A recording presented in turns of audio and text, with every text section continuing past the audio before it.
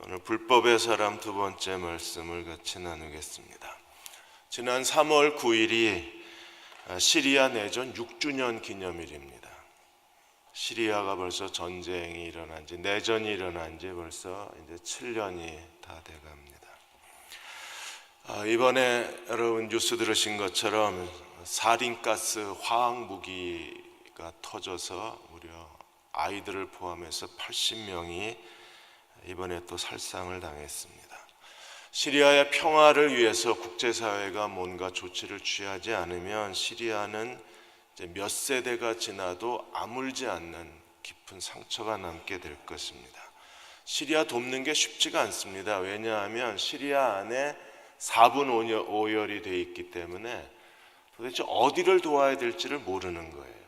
러시아가 돕고 있는 종파하고 또 유럽이나 미국이 도울 수 있는 서로 너무 깊이 분열이 되어 있기 때문에 도울 수 있는 종파가 분명하지 않아서 돕지를 못하는 겁니다. 지금 시리아 내전으로 인해서 1350만 명이 큰 어려움에 처해 있습니다. 650만 명은 이미 전쟁으로 인해서 집을 다 잃어버렸고 5살 미만의 아이들이 300만 명인데 이 아이들은 태어나면서부터 전쟁을 보고 지금까지 전쟁을 보고 사는 거예요. 그러니까 이 아이들의 세상은 전쟁밖에 없어요. 그 아이들이 300만 명입니다. 벌써 500만 가까운 490만 명이 넘는 시리아 사람들이 시리아를 탈출을 해서 근접 국가의 난민으로 살고 있습니다. 그래서 인근 국가들에게 큰 부담을 주고 있는 거예요. 이 시리아 난민 사태 때문에 결국에 유럽도 크게 어려움에 처해 있습니다. 이런 일들이 지금 일어나고 있는 게 우리들에게 이제 마지막 종말의 때의 시대적 징조를 우리에게 가르쳐 주는 거예요. 불법의 사람이 나타날 때 어떤 일이 일어날 건가? 지금 불법의 비밀이 활동하고 있는데 불법의 비밀을 막고 있다 그랬습니다. 도대체 불법의 비밀은 무엇이고 불법의 비밀을 막고 있다고 말한 게 벌써 바울이 데살로니가 전서를 쓴 지가 거의 2000년이 다 돼가는데 이 불법의 비밀을 막는다는 건 과연 뭔가를 우리가 알아야 돼요. 2장 4절에 세 번역엔 이렇게 되어 있습니다. 이 적그리스도 불법의 사람에 대해서 바울은 설명하기를 그는 신이라고 불리는 모든 것에 신이라고 불리는 모든 것 예배의 대상이 되는 모든 것 이 세상에 신이라고 불리우는 것 예배의 대상이 되는 모든 것을 대항하고 그것보다 자기를 더 높이 올리우는 자가 적그리스도라 그랬습니다. 어디까지 높여요? 하나님의 성전에 앉아서 자기가 하나님이라고 주장하게 될 것입니다. 적그리스도가 불법의 사람이 자기가 하나님이라고 주장하려면 지금 불법의 비밀은요 하나님의 흔적을 다 지워야 됩니다. 어제도 WMTC 선교훈련원에서 인투미션 강의가 있었는데 거기서도 제가 이 얘기를 드렸는데 지금 불법의 비밀은 하나님을 퇴위시키고 하나님의 흔적을 지우고 있는 거예요. 그 첫째가 종교다원주의라 그랬습니다. 종교다원주의는 모든 종교가 다 구원이 있다고 가르칩니다. 교회 밖에도 구원이 있다고 인정하는 게 종교다원주의입니다. 그래서 진리는 하나가 아니라 진리는 여럿이다. 여럿의 진리를 인정하는 거예요. 그러다 보니까 이게 종교다원주의가 되면 우상 숭배가 없어집니다. 그러니까 십계명에 나 외에 다른 신을 섬기지 말라고 주님 말씀하셨는데 십계명의 꼭대기부터 무너지는 거예요. 왜요? 종교다원주의는 기독교도 진리고 힌두교도 진리고 무슬림도 진리고 그리고 모든 그 사이비 종교들이 다 샤머니즘이 다 진리가 되기 때문에 그래서 우상이 없어지면서 십계명이 꼭대기부터 사라져버리게 되고 그러다 보면 하나님이 유일하신 하나님이라는 유일신 신앙이 없어져 버려요. 모든 종교가 다 똑같기 때문에 그러면 우리는 하나님이 홀로 유일하신 하나님이심을 고백하는데 유일신 사상이 없어지는 거예요. 이미 없어졌어요. 종교다원주의로 인해서. 그리고 자기를 높여 하나님이라고 하려고 그러면 두 번째 현상이 바로 창조주 하나님을 지워버린 일이라고 그랬습니다. 창조주 하나님을 지워버리는 일이 인권, 가장 중요한 문화의 두 가지 요소가 종교하고 윤리라고 그랬는데 윤리의 핵심에 인권이 있는 거예요. 그래서 성소수자 인권, 동성애의 코드가, 동성애가 세상에 커밍아웃하면서 이제는 동성애가 지배하는 시대가 된 겁니다. 동성 결혼이 합법화됐습니다. 이번에 손잡고 다니던 두 동성애자가 살해를 당하자 유럽에서 손잡고 다니는 운동이 펼쳐졌습니다. 그래서 남자가 남자와 더불어 손잡고 다니면 이게 동성애 표시잖아요.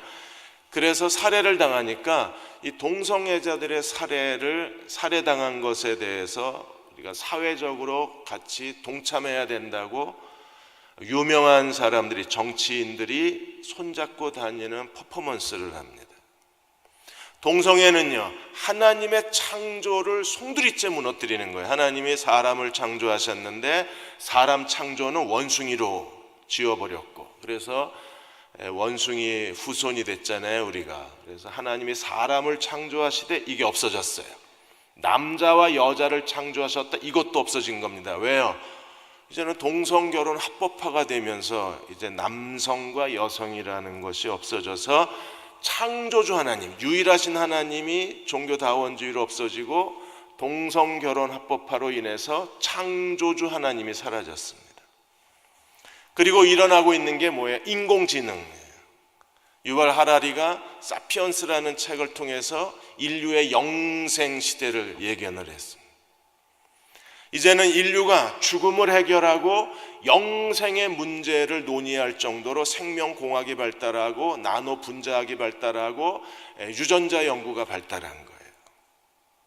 그래서 만일에 인류의 영생을 추구하는 이 생명공학과 과학의 발달과 기술의 발달이 인공지능을 넘어서 영생에까지 가면 이제는요, 하나님은 우리의 구원자이시다. 예수 그리스도를 믿는 자에게 영생을 주시는 구원자 하나님이 삭제가 되는 겁니다. 유일하신 하나님 지워졌고 창조주 하나님이 지금 지워져 가고 있고, 이제 영생의 문제가 나와서 만일에 영생의 문제가 해결될 가능성이 보인다 그러면 이제 구원자 하나님도 없어지는 거예요. 하나님을 완전히 지워버리고 이 적그리스도는, 불법의 사람은 하나님의 성전에 앉아서 자기가 하나님이라고 주장하기 시작하는 겁니다. 이런 불법의 비밀이 지금 불행하게도 우리 시대에 이게 지금 불법의 비밀이 활동하고 있는 거예요. 우리가 살고 있는 이 시대가 정말 두려운 시대입니다. 우리를 전환점으로 해서 우리 다음 세대는 이 불법의 비밀이 더 확산되는 시대가 되는 거예요. 그래서 2050년이 되면 어떤 일이 벌어집니까? 이제는 인간이 로봇과 더불어 사는 시대가 되어서 로봇과의 섹스 시대를 예견하고 있는 게 2050년이에요. 그러니까 완전히 인간 사회가 이제 뒤집어져 버리는 겁니다. 근데 지금 불법의 비밀을 막고 있다고 바울이 얘기를 했습니다. 2장 6절과 7절에 보시면 그의 때에 나타나게 하려 하여 막는 것이 있는 것을 안 하니 뭐가 막고 있을까? 그래서 2장 7절에 불법의 비밀이 이미 활동하였는데 지금 그것을 막는 자가 있어서 옮겨질 때까지 하리라. 그래서 막는다는 게 뭔가? 잔 스타트는 이 막는다는 게 지금까지 그 보수적인 견해가 세 가지가 있다 그랬습니다. 뭐 복음 전도, 성령의 역사, 그리고 이제 마지막 그게 로마 정부라 그랬는데, 그러면 여기서 막는다는 게 뭔가? 이걸 그 잔 스타트는 국가 시스템이라 그랬습니다. 하나님이 인류가 역사가는데, 세속적 역사를 이끌어가는데 가장 핵심이 되는 게 국가라는 제도라 그랬어요. 그러면 국가라는 제도가 실제적으로 막는 것에 대한 해석이 될 수 있는가? 우리는 다니엘서 2장을 기억합니다. 다니엘서 2장에 느부갓네살 왕의 금신상을 보고 다니엘의 해석을 해내잖아요. 그래서 인류 역사를 이끌어가는 세계 최강대국의 역사의 흐름을 금신상으로 보여주었습니다. 제일 먼저 황금머리는요, 바벨론으로 시작해서 그 다음에 어디로 가요? 메데파사, 페르시아 제국으로 넘어가고 그 다음에 어디로 갑니까? 헬라, 그리스 시대로 넘어가고 그 다음에 로마 시대로 넘어가요. 이제 마지막 남은 시대가 우리가 흔히 말하는 열발가락 시대입니다. 이 열발가락 시대는 어떤 시대예요? 흙과 쇠로 만들어진 시대입니다. 여러분, 흙과 쇠로 만들어진 시대가 뭐예요? 여러 민족이 섞여 산다는 겁니다. 이게 80년대만 해도 이게 해석이 안 됐어요. 여러 민족이 섞여 산다. 그런데 우리는 대한민국도 지금 여러 민족이 섞여 살기 시작한 다문화 국가가 되기 시작합니다. 지금 유럽은 가장 큰 문제가 뭐예요? 영국이 EU를 탈퇴한 이유가 어디 있습니까? 이민자 문제입니다. 여러 민족이 섞여 사는 시대가 바로 열발가락 시대라고 추정을 하는 거예요. 그리고 이 섞여 사는 민족은 절대로 하나가 될 수 없다 그랬어요. 왜? 하나는 흙이고 하나는 쇠기 때문에. 그러면 이게 국가가 있지만 국가가 형태가 무너져 가는 거예요. 정말 그런 일이 일어나고 있나? 여러분, 2015년 3월 12일 날 독일의 하이델베르크에 있는 국제분쟁연구소가 2014년도 전 세계에서 1년 동안 일어난 국제분쟁을 자료를 발표했는데, 여러분, 1년 동안에 전 세계 나라에서 몇 건의 국제분쟁이 일어났을까요? 무려 424건이 일어납니다. 그 424건 가운데 전쟁 이상의 고통을 가져온 최악의 분쟁이 21건이 돼요. 그 중에 하나가 2014년도에 아프리카 나이지리아에서 일어난 보코하람 사태입니다. 이 보코하람 사태는요, 나이지리아에서 지금 카메룬을 넘어가서 니제르 공화국까지 확장되어져 갔어요. 이 보코하람 사태로 인하여 벌써 10,000명 이상이 죽었습니다. 그리고 나이지리아, 카메룬, 니제르 이 나라에서 지금 100만 명 이상의 사람들이 난민으로 떠돌고 있습니다. 전 세계에 이런 국가와 국가의 자원 분쟁, 그리고 국가와 국가의 영토 분쟁, 지금 일본이 왜 자꾸 독도는 자기네 땅이라고 그럽니까? 영토 분쟁을 일으키려는 겁니다. 영토 분쟁이 일어나면 이게 이제 국제 재판으로 가야 돼요. 그러니까 우리는 이게 영토 분쟁으로 나가지 않게 해야 합니다. 자원 분쟁, 우리 옆집에 사시는 큰아저씨, 중국은 지금 동중국해, 남중국해에서 이게 영토 분쟁과 자원 분쟁을 동시에 하고 있잖아요.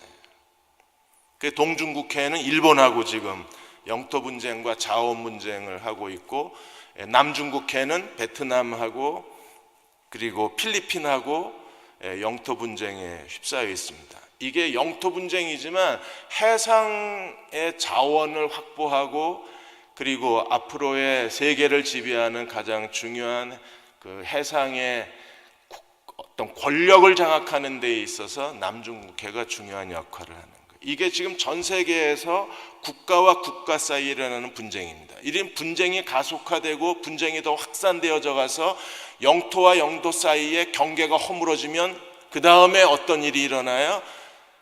적그리스도가 나타나는 거예요. 그러니까 지금 이게 막고 있다는 거예요. 막고 있는데 이게 언젠가 이게 풀려나면, 그래서 더 이상 지금 북한 사태도 누구도 해결을 못 하잖아요. 유엔이 아무리 제재를 해도 이게 해결이 되나요? 시리아 사태, 국제사회가 해결할 수 있나요? 해결 못합니다. 이런 해결 못하는 국제사회의 위협적인 분쟁이 계속 일어나게 되면 결국에는요, 세계 정부가 만들어진다는 거예요. 이게 불법의 비밀이고 이게 지금 막혀 있다는 겁니다. 언젠가 이게 풀려나는 시대가 되는데 그게 우리 다음 세대에 이게 가속화될 거라고 보고 있는 거예요. 저는 지금 이 짧은 설명을 하기 위해서 지금 책을 2권 이상 읽고 학자들의 연구 논문이나 그분들의 책 논증을 어느 정도 이걸 증명하고 나서 말씀을 드리는 겁니다. 그러니까 막는 거는 지금 국가 시스템인 거예요. 그런데 지금 미국의 트럼프, 필리핀의 두테르테, 일본의 아베, 이게 국가마다 대통령이 다 흔들흔들 하는 겁니다. 이것도 하나의 시대적 양상이라고 보는 거예요. 이 국제 분쟁을 연구하시는 분들은. 그러니까 대한민국은 5월 대선에 정말 하나님을 두려워하고 겸손하고 국민을 섬길 수 있는 진짜 대통령을 뽑아야 돼요. 여기서까지 대한민국조차도 지금 두테르테, 트럼프, 아베 이런 부류의 대통령이 선출이 되면 이건 진짜 어렵습니다. 지금 브라질 여러 군데에서 국가의 가장 중심인 대통령들이 전부 탄핵을 당하거나 퇴출을 당하거나 국민들의 신뢰를 못 받고 있잖아요. 이런 시대에 우리는 어떻게 해야 되나요? 하나님이 2장 9절에서 12절까지 보시면 사탄이 역사하고 하나님이 역사하는 그런 반역의 역학구도가 만들어진다는 겁니다. 그래서 반역은요, 은밀하게 시작하지만 이제 공개적으로 일어나기 시작해서 전 세계적인 국가 분쟁, 그 다음에 인권의 문제로 인한 사회 정의의 재해석, 그리고 종교의 분쟁, 종교의 갈등이 계속 전 세계적으로 확산되어져 가고 있습니다. 적그리스도가 나타나기 전에 사탄도 역사하고 하나님도 역사하는 거예요. 사탄은 어떻게 역사할까요? 2장 9절과 10절에 보시면 악한 자의 나타남은 사탄의 활동을 따라 모든 능력과 표적과 기적, 거짓 기적과 그리고 불의의 모든 속임으로 멸망하는 자들에게 있으리니 이는 그들이 진리의 사랑을 받지 아니하여 구원함을 받지 못하리라. 그래서 사탄이 지금 계속 역사해요. 적그리스도의 등장을 위해서 사탄이 역사하는 가장 중요한 것은 무엇입니까? 속이는 겁니다. 적그리스도의 파루시아, 적그리스도가 이 세상에 오는 것을 위해서 능력, 표적, 거짓 기적, 불의의 속임으로. 그래서 진리를 사랑하지 않는 사람들이 구원받지 못하게 만드는 게 적그리스도의 역사라고 그랬습니다. 세번역에는 2장 10절이 이렇게 되어 있습니다. 모든 불의한 속임수로 멸망받을 자들을 속일 것입니다. 하여튼 거짓 선지자, 거짓 교사, 이 적그리스도가 하고자 하는 가장 중요한 그들의 활동 목적은 속이는 거예요. 그래서 모든 불의한 속임수로 멸망받을 자들을 속일 것입니다. 그것은 멸망받을 자들이 자기를 구원하여 줄 진리의 사랑을 받아들이지 않기 때문입니다. 우리가 진리의 사랑을 받아들이지 않고 진리를 믿지 않고 진리에 매달려 있지 않으면 거짓 것에 속아요. 그리고 거짓 것에 속을 만한 사람을 속일 수 있는 그 유혹을 견딜 수 없는 그런 표적과 능력과 기적과 속임수를 베푼다는 겁니다. 마가복음 13장 22절에도 예수님이 이렇게 말씀하셨습니다. 거짓 그리스도들과 거짓 선지자들이 일어나서 이적과 기사를 행하여 할 수만 있으면 누구까지 미혹해요? 택하신 자들까지. 어떤 목사님이 63빌딩에서 예수님이 떨어지시면 어떤 일이 벌어질까 이 얘기를 했는데 이게 이제 여러 목사님들을 통해서 여기저기 많이 퍼졌습니다. 만일에 예수님이 63빌딩에서 떨어지면 어떻게 될까? 예수님이 대한민국에 오셨습니다. 제일 높은 63빌딩, 이게 옛날 얘기라 63빌딩이에요. 지금은요 제2롯데월드로 가야 됩니다. 거기가 더 높아요. 63빌딩에 올라가서 이제 자기가 뛰어내리겠다고 얘기를 하셔서 KBS, MBC, SBS, 그 다음에 종편 방송들 그리고 4대 일간지 기자들이 다 모여서 카메라를 들이댔습니다. 그래서 예수님이 마침내 시간이 돼서 63빌딩에서 떨어지셨어요. 사람들이 비명을 지르는 가운데 예수님이 떨어져서 한 5층쯤 됐을 때 갑자기 두 천사가 나타나서 예수님을 양쪽 팔로 안아서 예수님이 두 천사의 부축을 받으면서 아주 가볍게 땅에 사뿐히 내려앉았습니다. 그러자 여기저기서 환호가 일어나고 사람들이 박수를 치고 예수를 메시아라고 외치는 가운데 예수께서 TV 카메라를 바라보시면서 선언을 하셨습니다. 내가 여의도에 교회를 개척하겠다. 그럼 여의도 순복음교회는 어떻게 될까요? 이게 오늘 한국 교인들이 어디에 가장 큰 관심을 갖고 있는가를 비유적으로 누가 만들어낸 얘기입니다. 한국 교인들이 어디에 제일 약해요? 기적과 능력과 신비에 제일 약해요. 예수님은 광야에서 시험을 받으셨을 때 사탄의 시험을 3가지를 다 거절하셨습니다. 뭘 거절하셨어요? 기적을 일으키는 거, 능력을 보여주는 거, 그리고 자기를 신비롭게 만드는 걸 다 거절하셨어요. 근데 오늘 목사님들은 목회가 잘 되지 않으니까 뭘 찾습니까? 기적을 행하려고 하고 능력을 보여주려고, 능력의 종이라고 사람들에게 인정받으려고 그러고 뭔가 신비한 걸 보여주려고 합니다.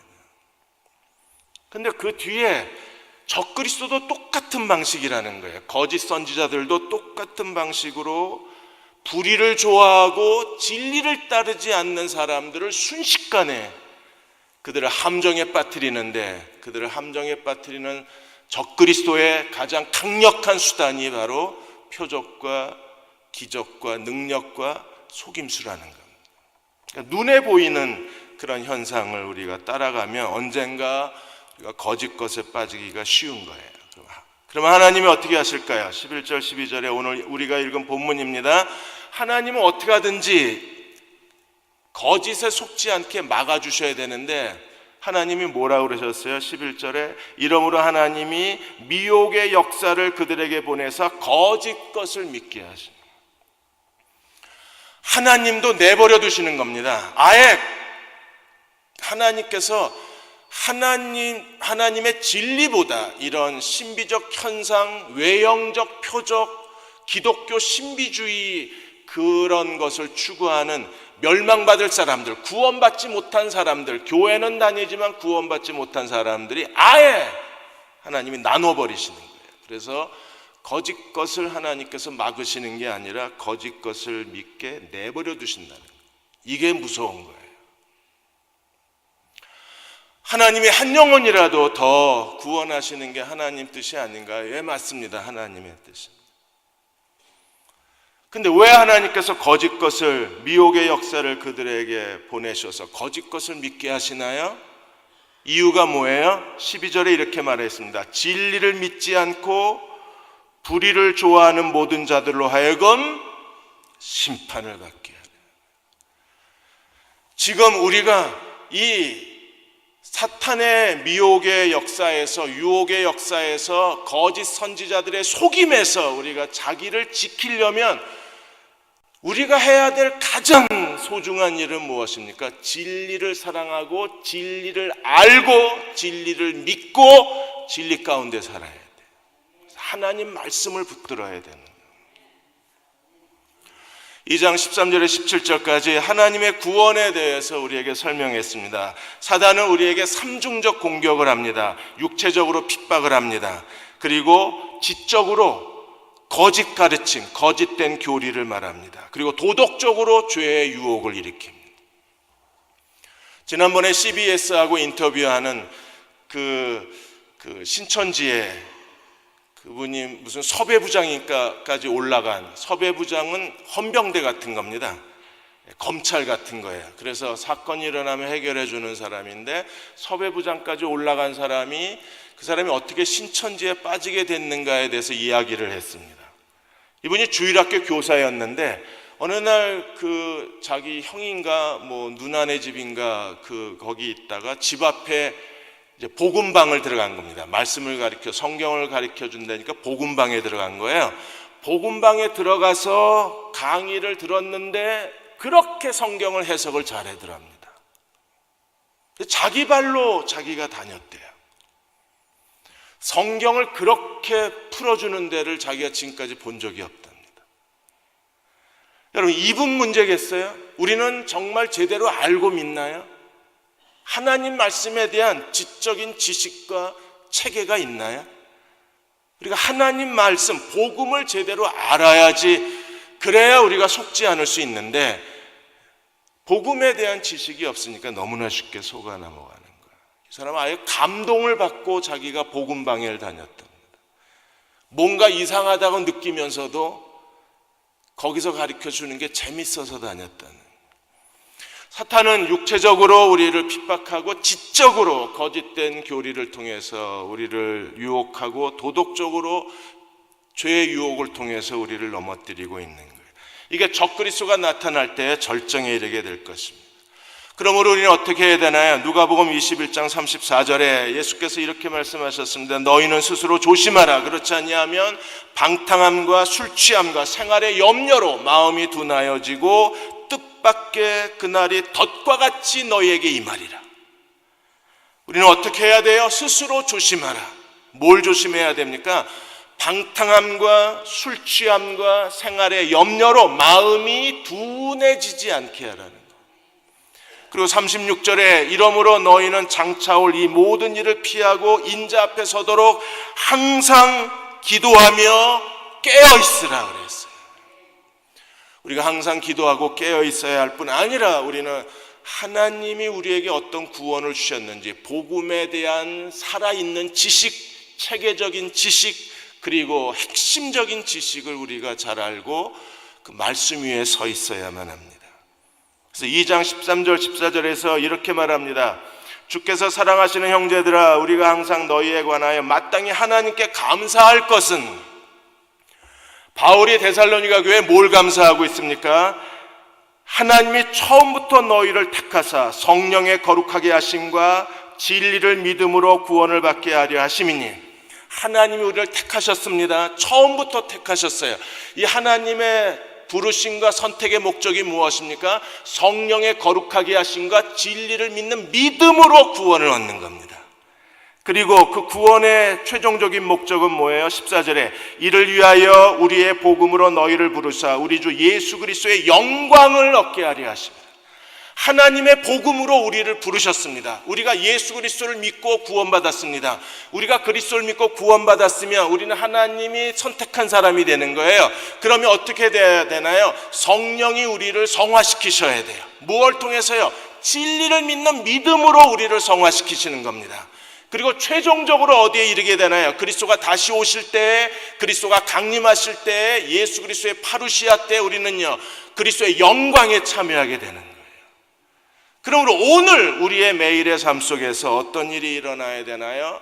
우리가 성령의 우리를 변화시키시는, 성령의 거룩하게 하시는 역사가 우리에게 일어나야 하고, 동시에 진리를 믿는 믿음 가운데 견고히 서 있어야 되는, 이 일이 일어나야 우리는 비로소 하나님을 믿는 사람이라고 말할 수 있는 겁니다. 하나님이 우리를 부르신 것은요 예수 그리스도의 영광에 이르는 거예요. 그리스도의 영광에 이르려면 오늘 우리에게 두 가지가 확실하게 우리의 삶 속에 드러나야 돼요. 하나는요 성령이 거룩하게 하시는 게 드러나요. 날마다 우리의 말과 행실에 변화가 일어나야 돼요. 제가 몇 주 전에 조나단 에드워드가 말한 그리스도인의 성숙한 삶, 존경받는 그리스도인의 5가지 결심에 대해서 말씀을 드린 적이 있어요.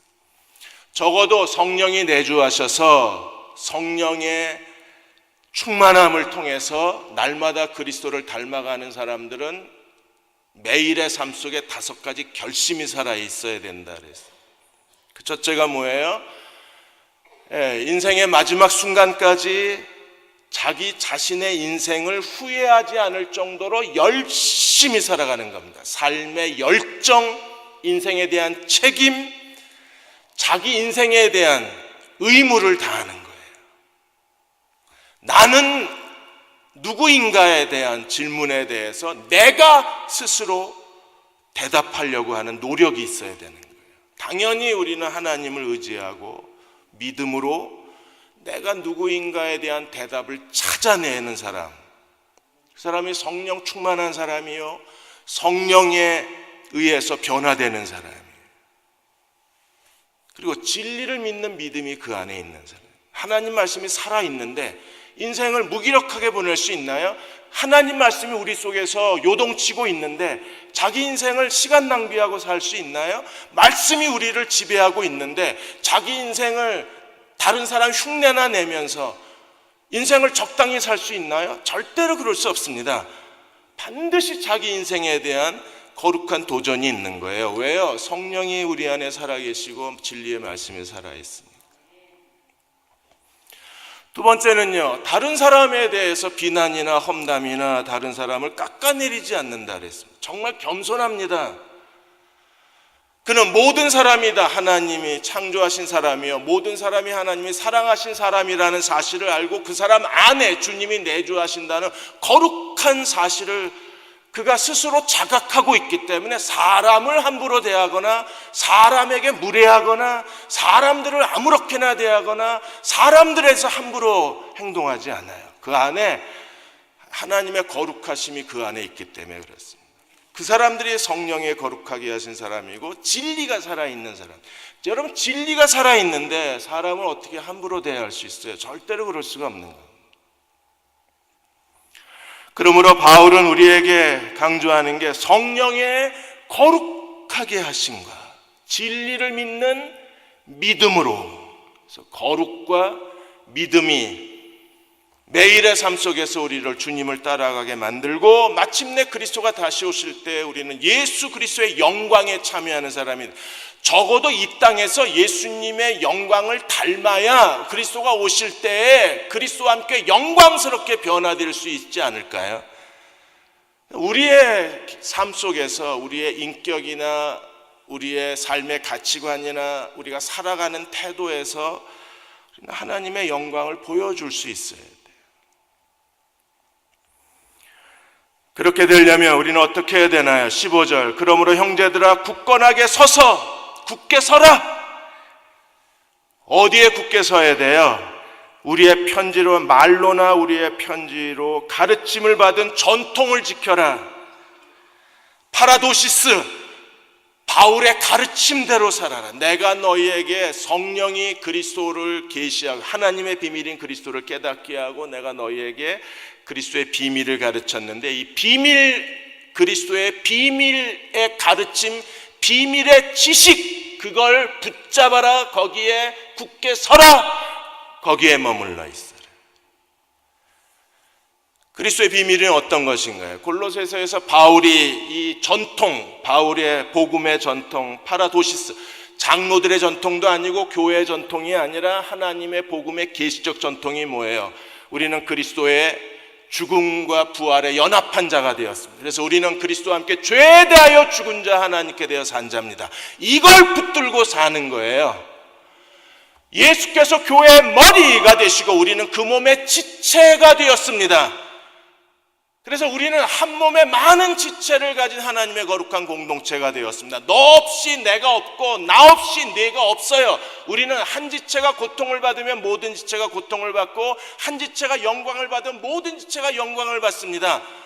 예수께서 교회의 머리 되심을 굳게 지키는 사람들이 복음의 전통을 지키는 사람. 예수님이 이 땅에 계시는 동안에 교회는 두 번째 성육신입니다. 그러므로 예수님이, 교회가 해야 될 일이 뭐예요? 예수님이 이 땅에 계실 때 주님이 하신 일을 교회가 해야 합니다. 왜요? 교회는 주님의 두 번째 세상의 현현이기 때문에. 그러므로 우리는요, 예수께서 가난한 자의 친구가 되신 것처럼 우리는 가난한 자의 친구로 살아야 합니다. 주님께서 세상에 계시는 동안 하나님의 사랑을 실천하셨기 때문에 우리도 하나님 사랑을 실천하고 살아야 돼요. 이게 전통을 지키는 사람들입니다. 그래서 바울은 굳게 서 있으라고 권면만 한 게 아니라 17절에 보시면 너희 마음을 위로하시고 모든 선한 일과 말에 굳게 하시기를 구하노라. 바울은 가르치고 바울은 기도를 했어요. 뭐 하라고? 굳게 서 있으라고. 복음의 진리에 굳게 서 있어야 하고, 우리는 어디에 굳게 서 있어야 합니까? 선한 일과 선한 말에 굳게 서 있어야 돼요. 그렇게 될 때 우리는 16절에 주 예수 그리스도와 우리를 사랑하신 하나님의 사랑과 은혜 안에서, 하나님의 사랑은 우리에게 두 가지를 주셨습니다. 어떤 걸 주셨나요? 16절에 보시면 우리를 사랑하시고 영원한 위로와 좋은 소망을 은혜로 주신 아버지 하나님. 주 예수 그리스도 아버지 하나님 1장에서도 주 예수 그리스도 아버지 하나님이었는데 2장에서도 주 예수 그리스도 아버지 하나님입니다. 이 아버지 하나님이 우리를 사랑하신 걸 믿으십니까? 그 사랑이 우리에게 준 게 뭐예요? 영원한 위로와 좋은 소망을 우리에게 주셨어요. 은혜로. 그럼 하나님의 사랑이 우리 안에 있으면 우리 안에 두 가지가 있어요. 뭐가 있어요? 영원한 위로와 좋은 소망이 있어요. 여러분, 진정한 소망이 무엇입니까? 우리는 매일의 삶 속에서 선한 일에 견고하고 선한 말에 견고한 사람이 되어서, 그래서 날마다 그리스도를 닮아가야 돼요. 주님을 기쁘시게 섬겨야 됩니다. 오직 주님만 높이고 나는 낮아지는 거예요. 그렇게만 살 수만 있다면 우리는 그리스도가 다시 오실 때 영광에 참여할 수 있게 될 것입니다. 날마다 성령의 거룩하게 하심과 진리를 믿는 믿음으로 하루하루 살아가는 저와 여러분 되시기를 주의 이름으로 축원합니다. 기도하겠습니다.